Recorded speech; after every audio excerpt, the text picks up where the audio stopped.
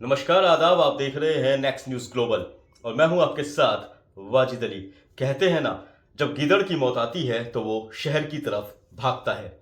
ऐसा ही कुछ हुआ है अपने आप को बीजेपी की प्रवक्ता, कार्यकर्ता, नेता और वकील कहलाने वाली नाजिया इलाही खान के साथ। नाजिया इलाही खान नाम से तो मुस्लिम लगती है, लेकिन इसके कारनामे जो हैं वो काफ़ी भयानक और काफ़ी पीड़ादायक हैं।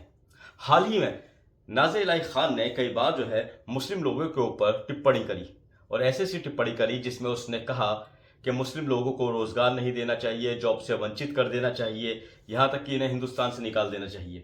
चलो, जब तक तो ठीक था, क्योंकि मुस्लिमों का कोई इस देश के अंदर ऐसा रहनुमा नहीं बचा है जो उनकी हिफाजत कर सके या उनके खिलाफ जो ऐसी बातें की जा रही हैं उनके लिए आवाज़ उठा सके।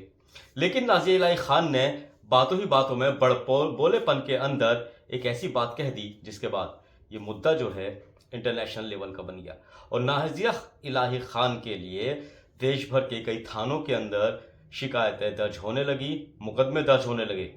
जिसके बाद कहते हैं ना, जब ऊंट पहाड़ के नीचे आता है तो वो अपनी औकात में आता है। ऐसा ही कुछ हुआ नाजिया इलाही खान के साथ। पहले हम आपको ये सुनाएंगे कि देखिए नाजिया इलाही खान ने आखिर क्या कहा था। बीबी आयशा से शादी किया, 9 साल में उसके साथ इंटरकोर्स कर लिया। वो 3 साल का जो वक्त था, वो 3 साल में एक छोटी सी बच्ची आयशा को खिला पिला करके मोटा तगड़ा किया गया ताकि पैगंबर मोहम्मद को सेक्स करने में अच्छा लगे। जब तक देखा आपने, पहले तो नाजिया इलाही खान ने किस तरह से हमारे प्रोफेट के बारे में जिस तरह से आपत्तिजनक शब्दों का इस्तेमाल किया था, उसके बाद वो शायद ये सोच रही थी कि इस बार भी वो इस सब कहकर बच जाएगी। लेकिन जब उसके बाद धरने प्रदर्शन हुए, उसके खिलाफ मामले दर्ज हुए, यहाँ तक कि वो बीजेपी जो मुस्लिमों को उल्टा सीधा बुरा भला बोलकर सत्ता में आई, राम मंदिर के सहारे सत्ता में आई, उस बीजेपी पार्टी ने भी नाजिया इलाही खान से पल्ला झाड़ लिया। ये बिल्कुल ऐसा ही हुआ है। इससे पहले भी अगर आपको याद होगा कि इससे पहले भी एक महिला ने प्रोफेट मोहम्मद के बारे में अपशब्द कहे थे, जिसके बाद जो है अभी तक वो गायब है। यानी कि बीजेपी पार्टी ने भी उससे किनारा किया और जो लोग उससे जुड़े हुए थे उन्होंने भी उससे किनारा कर लिया।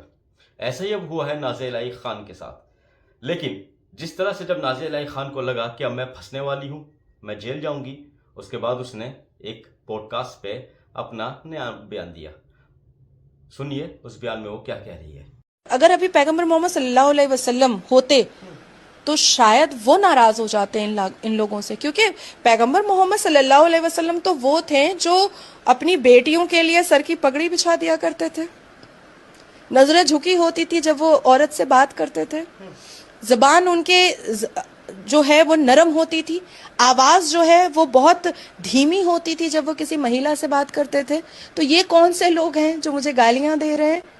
ये कौन से लोग हैं जो मेरी तस्वीरें एआई से बना रहे हैं?